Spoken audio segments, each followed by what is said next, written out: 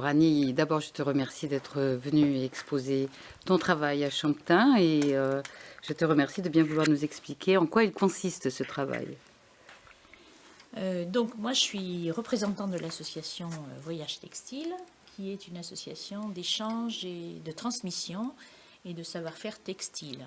Alors ici, parce que en fait, pour nous c'est important de retrouver nos savoir-faire textiles, aussi bien en teinture végétale, en filage, en tissage, mais aussi partager aussi pour créer une filière locale autour d'un berger en Touraine qui produit de la laine solognote. Et là-bas, donc dans d'autres pays, pour accompagner 2 projets surtout, un projet au Pérou et un projet au Népal. Donc le projet au Pérou, c'est auprès de la communauté Yanesha. Alors cette communauté, on l'a connue par le biais d'une amie à Lima qui, à l'occasion d'un voyage en 2008, nous a invités à une fête traditionnelle qui était la fête de Morelia, la fille de Balbina, qui fêtait en fait au moment de la puberté. Il y a une fête traditionnelle où pendant 2 mois, elle a pu apprendre à filer. C'était un rite d'initiation. Et à cette occasion-là, les gens nous ont dit qu'ils aimeraient en fait être autonomes et rester vivre chez eux. Donc ce qu'on leur a proposé, c'est de retrouver leur savoir-faire et éventuellement de commercialiser leurs produits.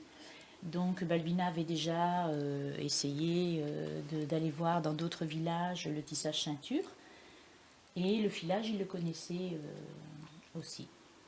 Donc nous, notre objectif auprès d'eux, c'est surtout leur donner confiance en eux et de leur permettre de savoir qu'ils ont des gens sur qui ils peuvent compter.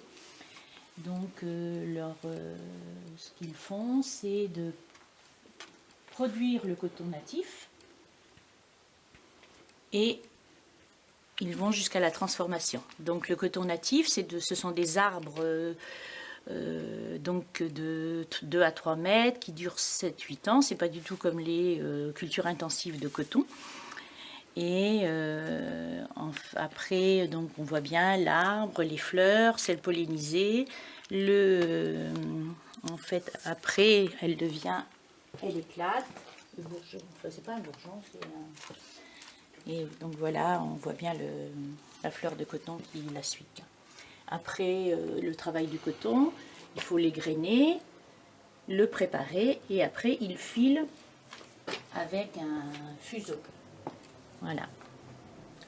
Alors, ils voulaient vivre de leur travail, donc il fallait trouver des outils adaptés. Et c'est ce qui nous a donné l'idée de chercher comment travailler le coton d'une manière plus efficace. Et ça nous a rapprochés de l'Asie et donc de Gandhi, qui eux, en Asie, ils travaillent en fait avec des outils très adaptés au coton. C'est la charka. On a regardé beaucoup de modèles de charka qu'il y avait en Asie, que ce soit dans n'importe quel endroit. Et Marc a essayé de trouver une manière, un outil que les gens puissent faire eux-mêmes. Et donc c'est ce modèle-là que maintenant on a fait un plan, comme ça les gens peuvent éventuellement soit se débrouiller seuls, soit on peut les aider à construire leur charka. Et c'est ce qui nous a donné l'occasion de... Il y a eu des gens qui ont fait appel à nous sur différents projets, aussi bien en France, puisqu'on a fait des week-ends de construction de charka, qu'en Mongolie, grâce à Vétérinaires sans frontières. Donc là, c'était en fait la construction de charka avec un menuisier qui, là-bas sur place, a fait 2 charkas avec Marc. Et là, c'était pour en fait le duvet de yak, parce que le duvet, c'est une fibre très courte, un peu comme le coton. C'est des fibres très courtes, donc c'est des outils très particuliers. C'est pas comme nous la laine, qui sont des fibres très longues et qui peuvent être filées avec des rouets à pédales. Alors après, en Mongolie, on a fait appel à nous au Maroc aussi, Parce que là aussi, l'objectif c'était de filer un petit peu plus rapidement. Traditionnellement, il y avait aussi des outils qui ressemblaient au charka qu'on avait vu dans le Maroc du Nord.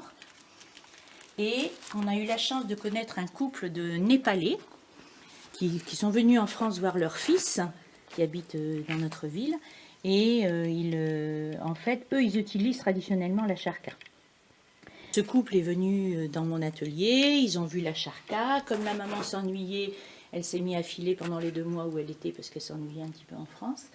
Et quand elle est retournée chez elle, en fait, elle s'est dit que c'est un savoir-faire que eux aussi ils perdaient. Donc elle a eu l'idée de retourner chercher les charkas dans les greniers et puis d'apprendre aux jeunes à filer.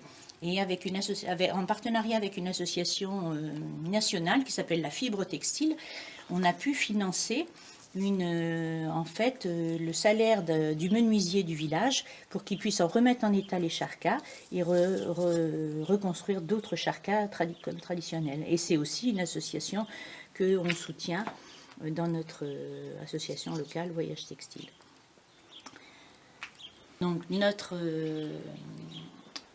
les objectifs de notre association, c'est aussi bien la préservation de savoir-faire textile ici, dans notre pays, dans notre endroit, et 2 projets particuliers, l'Amazonie avec les Ganesha et le Népal avec... voilà.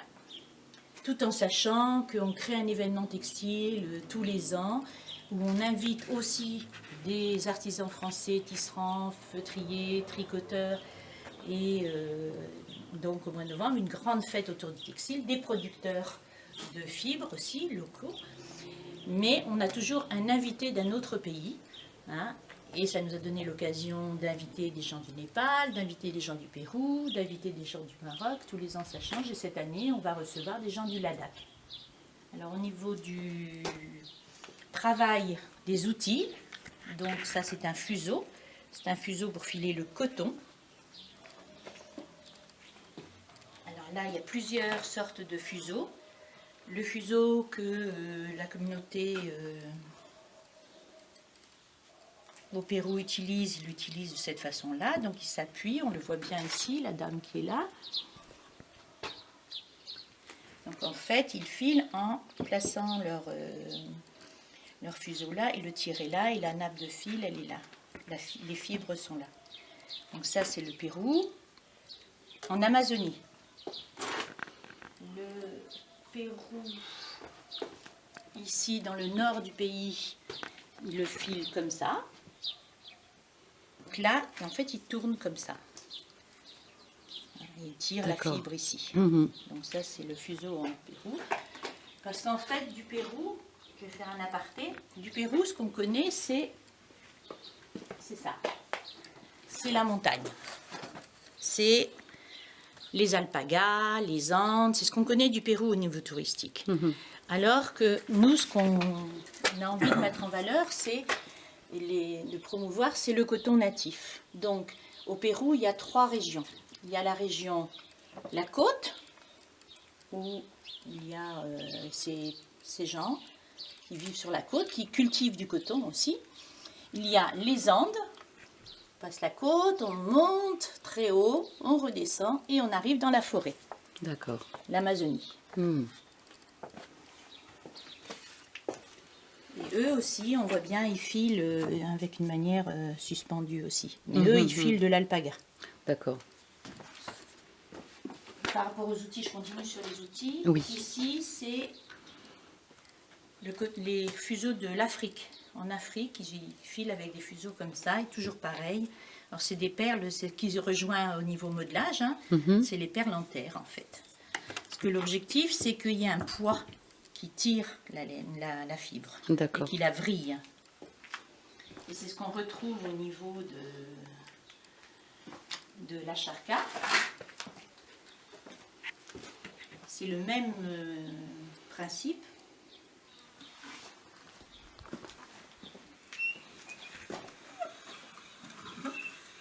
Donc la fibre, elle est dans ma main. La fibre de coton, elle est très courte. Plutôt que de tourner, c'est avec la manivelle.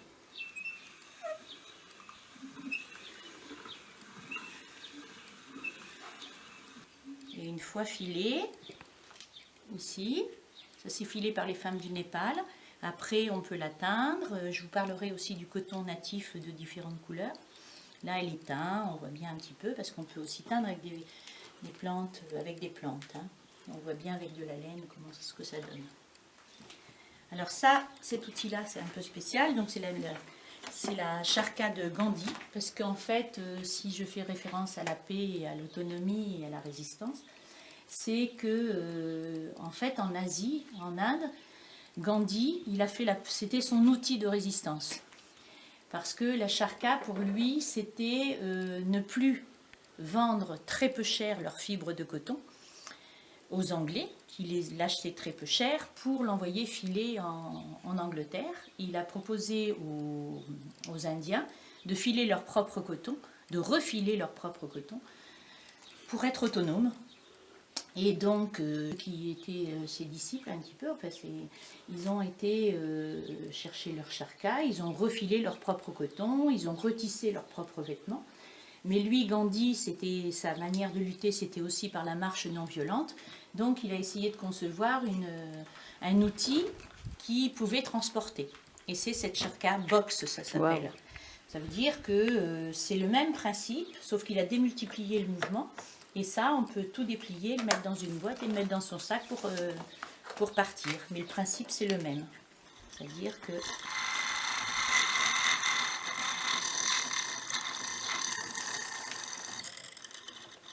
Alors, une fois que c'est filé,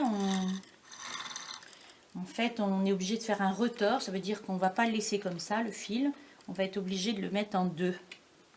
Donc, on fait 2 fusailloles comme ça. On les met là et on les retord dans l'autre sens, parce qu'autrement ça va rester vrillé comme ça.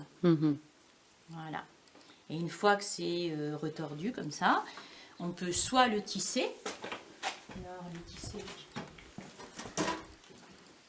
Donc ça c'est par exemple un objet qui a été tissé par du fil par la communauté Yanesha. Et ça c'est tricoté en fait. Tricoté, ça c'est un motif traditionnel Yanesha. Donc c'est justement ce genre d'essayer de faire des prototypes pour qu'elle trouve des créations pour pouvoir commercialiser, quoi.